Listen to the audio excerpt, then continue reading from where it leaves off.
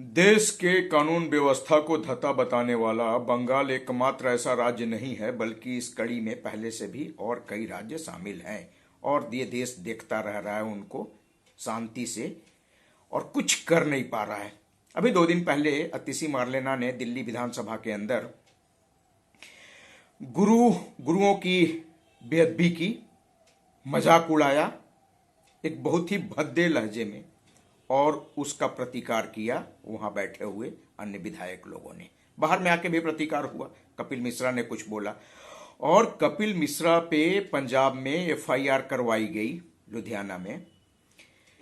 और एफआईआर का बेस क्या रहा? बेस ये रहा कि वो जो डॉक्यूमेंटेड वीडियो एविडेंस था जो कि बाहर में आ गया था। वैसे तो वीडियो विधानसभा की अपनी प्रॉपर्टी होती है और जब उनसे मांगा जाएगा तभी वेल डॉक्यूमेंटेड वे में वो हैंड ओवर करेंगे, बट बिना ऐसा कुछ भी किए हुए उस फर्जी डॉक्टर्ड ऑडियो किसी ने पहुंचाया, उसके आधार पे मोहाली में उसकी बकायदा फॉरेंसिक जांच करा दी गई, सब कुछ फर्जी। और उस फॉरेंसिक जांच के आधार पे एक एफआईआर भी दर्ज करा दी गई और इसके बाद अब तैयारी है कि कपिल मिश्रा को उठा लिया जाए।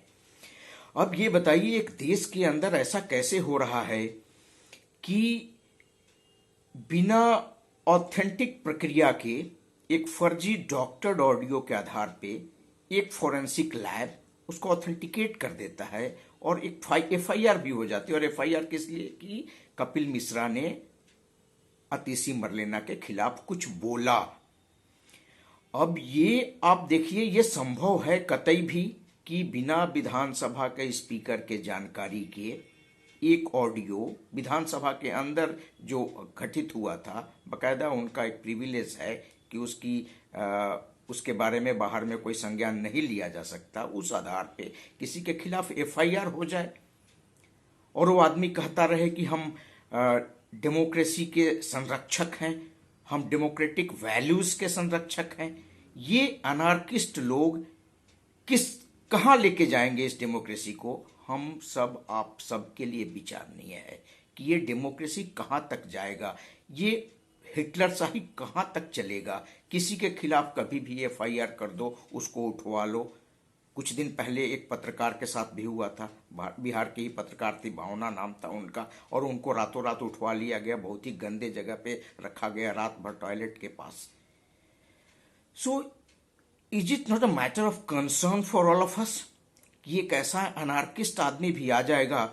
जब संविधान बना था तो जो उस समय के कर्ता धर्ता थे, संविधान लिखने वाले लोग थे, उनकी नैतिकता इतनी ऊपर थी कि उन्होंने कभी जिंदगी में सोचा नहीं था कि एक नेता, मुख्यमंत्री स्तर का नेता भी इस देश में ऐसा आ जाएगा जो जेल जाने के बाद भी ये कह दे कि मैं इस्तीफा नहीं दूंगा, मैं यहीं से शासन करूंगा।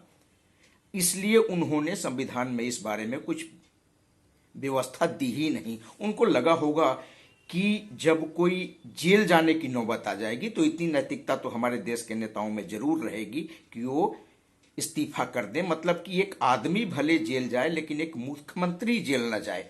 ऐसा उदाहरण है कि जयललिता ने ऐसा किया, लालू प्रसाद यादव ने ऐसा किया, हेमंत सोरेन ने ऐसा किया। लेकिन ये एक ऐसा आदमी जिसके पास इतनी भी नैतिकता नहीं है और वो आदमी इस तरह का अनार्किस्ट बना हुआ है।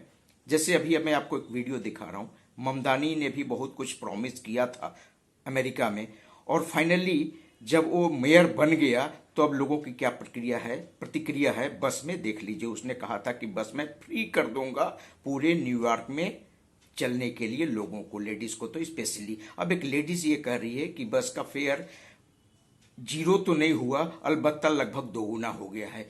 तो ऐसे अनार्किस्ट लोग कुछ भी करके, क्योंकि पर्टिकुलरली हमारे देश में झूठ बोलने की कोई सजा नहीं है, तो आप कुछ भी झूठ बोल दीजिए दुनिया भर का जो मन में आए और झूठ बोल के शासन तंत्र पे कब्जा करिए और इसके बाद फॉल्स प्रॉमिस करिए। फ्रीबीज के आधार पे देश कहां जाएगा इससे आपको कोई मतलब नहीं है। अनार्की फैलाते रहिए और देश के सत्ता पे बने रहिए, क्योंकि अब आपको आदत हो गया है अय्यासी की। ये जो सत्ता की अय्यासी होती है ना, इसका ये आप कह सकते हैं कि शेर के मुंह में खून लग चुका है। जब तक खून नहीं लगा था तब तक उसे नहीं पता था, अब उसे अय्यासी का रंग चढ़ गया उसके, अब अय्यासी का खून लग चुका है, उसको कुछ भी करेगा, कुछ भी अनारकी फैलाएगा। पंजाब में बहुत कुछ हो रहा है, आगे भी होता रहेगा अगर हम आप सब जागरूक नहीं हुए तो। धन्यवाद साथियों।